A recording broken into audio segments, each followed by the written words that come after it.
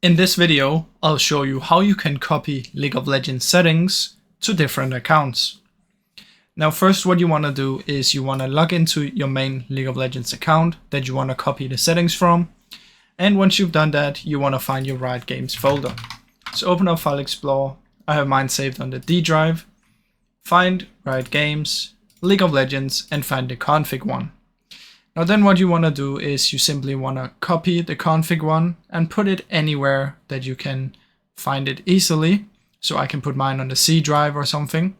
And once you've done that, you want to close down League of Legends and delete the folder. Now then what you want to do is you want to open up League of Legends again. And when you open up League of Legends again, it will create a new config folder. So what you want to do is you want to go to your other one that you just saved, replace it with the new one. So you put the old back in and the new one gets deleted.